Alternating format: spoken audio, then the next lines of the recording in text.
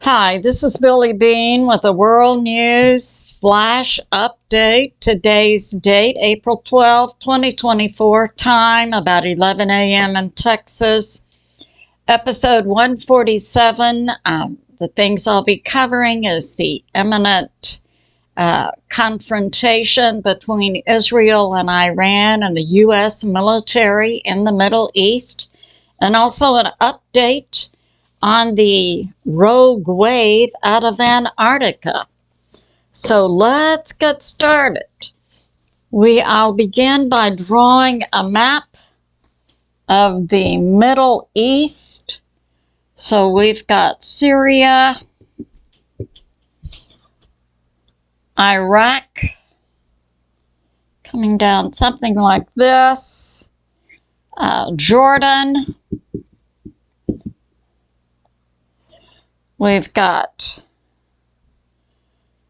Saudi Arabia, Oman, Yemen.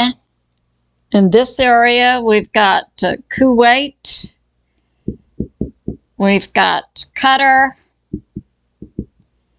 We've got the UAE. Yeah. And all right, so let's go over the number of U.S. military in the Middle East. In Syria, we've got 1,000 to 2,000. In Iraq, 2,500 to 3,000. In Kuwait, 3,000 to 4,000. In also Bahrain, right here, we have 7,000. In Qatar, we have 13,000. In the UAE, we have 5,000. In Oman, 500. In Saudi Arabia, 3,000 to 4,500. So in Jordan, 3,000. So we've got Syria, we would have Lebanon in this area, and of course Israel is adjacent here, Israel. So we have imminent war in these areas. Over here we have the Persian Gulf, we have Iran in this area. We have currently in the Persian Gulf, we have the 5th Fleet. The 6th is on the way, as well as the Eisenhower carrier group. So we see thousands of U.S. military in the Middle East. And we have this today. Jerusalem Post is warning Israeli citizens of an imminent strike by Iran and giving information about how to treat radiation effects on the human body. We have the U.S. issuing a travel warning, level 4, do not travel, to American citizens not to travel to Israel. An attack is imminent at any moment. India, travel warning to its citizens for both Israel and Iran. Israel, travel warning to outside individuals hoping to come to Israel or the West Bank. Israel is giving a travel warning. We have France evacuating families and diplomats from Israel. The UK tells UK citizens to leave Israel immediately. Plus travel warnings and immediate evac from Israel to Russian citizens, citizens of India, and other countries. And also not to travel to Israel or Palestine, or if you're in these areas, evac immediately.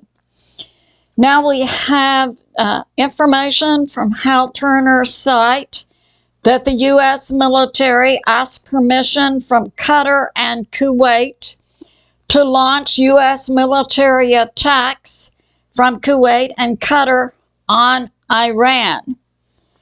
Kuwait and Qatar both denied permission. And we have this. We have, so that concludes my update on the Middle East situation. We also, because war appears imminent, we have gold up to $2,421.80 per troy ounce. We have silver up $29.52. We have oil up 3%. So this is appearing to be taking shape, and obviously because the U.S. military asked permission from Qatar and Kuwait to launch attacks, it's widely believed that the U.S. military will engage with Iran if Iran attacks Israel. And we see all these tens of thousands of U.S. military plus 2 5th and 6th Fleet and the Eisenhower carrier group would also be engaged in the Persian Gulf adjacent to Iran. So now I'll cover some information coming out about oceans. Yesterday I talked about Antarctica producing a rogue wave, 80-foot, predicted to propagate around Africa to about 60 or so feet, and then over into the Atlantic Ocean, 40 to 45 feet. We also had information about South America, Brazil, that they would also have high waves, 40 to 45 feet. Now, we have different information coming out from multiple sources that the Ventusky model was not accurate and was not picked up by other ocean modeling centers. BPEARTHWATCH has come out with this. He believes an asteroid debris hit in the ocean near Antarctica and did propagate these waves.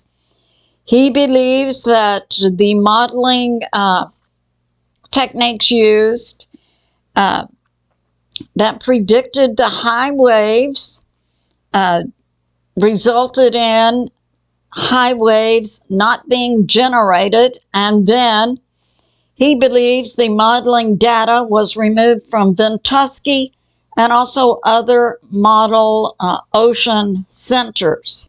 So I'll link BP's video for you. And now we have this from Hal Turner just in the past few minutes. Chile, right on the west coast of South America, Chile. In the last hour, they've had a buoy measure a drop in ocean level, and it was a drop of 2,000 meters that happened in 5 minutes. So it appears something bizarre is going on with the oceans, and this drop in the ocean level near Chile was registered on data buoy number 34420, operated by the U.S. National Data Buoy Center. So that concludes my flash. We need to be in prayer for the U.S. military, for America, and certainly pray for world peace. I love you, and I'll see you soon.